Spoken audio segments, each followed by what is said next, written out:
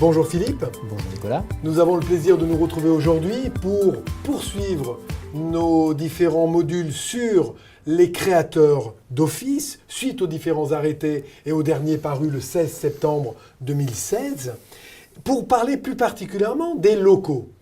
Alors, jusqu'à présent, nous avions l'habitude d'avoir un dossier local parfaitement ficelé à partir du moment où le créateur avait candidaté. C'était un des éléments essentiels du dossier chancellerie. Aujourd'hui, plus de cela. Est-ce que vous pouvez nous en dire un mot, Philippe ? Effectivement, Nicolas, et pourtant, il n'apparaît pas dans la liste des pièces, mais c'est un élément essentiel. Tout ceci va arriver très très vite.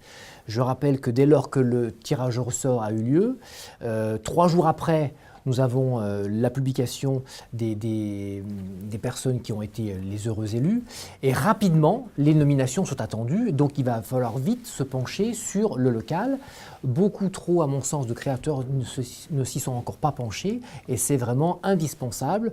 On est dans le cadre d'une création d'entreprise classique. Donc, il faut s'attarder aussi à un local digne de ce nom pour recevoir une clientèle rapidement. C'est ça. D'autant que, rappelons à nos auditeurs que le règlement national intercours demande au notaire de disposer d'un local décent, susceptible de recevoir la clientèle dans des meilleures conditions possibles. Donc effectivement, ce choix du local reste fondamental et essentiel. Quelques caractéristiques toutefois. Effectivement, nous avons 2 approches, que les candidats ont la plupart 2 approches. Soit certains ont une approche priorité est donnée à l'emplacement. C'est ça. Quitte à ce que le local soit trop petit, le candidat sait d'ores et déjà qu'il devra déménager relativement rapidement, parce que dès lors que l'étude va grossir, effectivement, il va falloir pousser un petit peu les murs.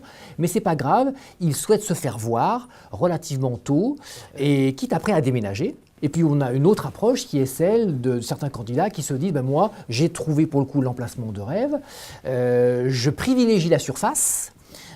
Quitte à prendre trop grand, inévitablement au départ, mais tant pis, je suis sur mon emplacement et pour le coup, je ne serai pas à déménager de sitôt. Mais alors ça signifie bien que le créateur, dans le cadre de cette mission, de cette fonction de chef d'entreprise, de cette casquette de chef d'entreprise qu'il prend à partir du moment où il lance la création, doit se poser la question immédiatement et doit avoir un regard à moyen et à long terme pour savoir très vite, comme vous le disiez, qu'est-ce qu'il veut faire dans les mois, dans les années à venir de cette étude, et est-ce qu'il envisage, en cas de progression rapide, de changer de lieu d'activité, en tout cas de déménager l'étude vers un autre endroit. Donc c'est un élément essentiel de cette activité. Et je rajouterais, avec une spécificité quand même sur cette vague de création, c'est que autant sur les créateurs concours, nous avions peu de créations, une quinzaine par an, là nous avons quand même une vague qui est relativement importante.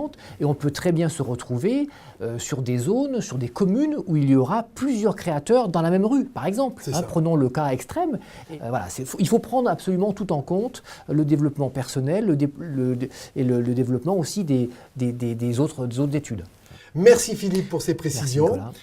Merci à vous tous auditeurs de nous avoir suivis.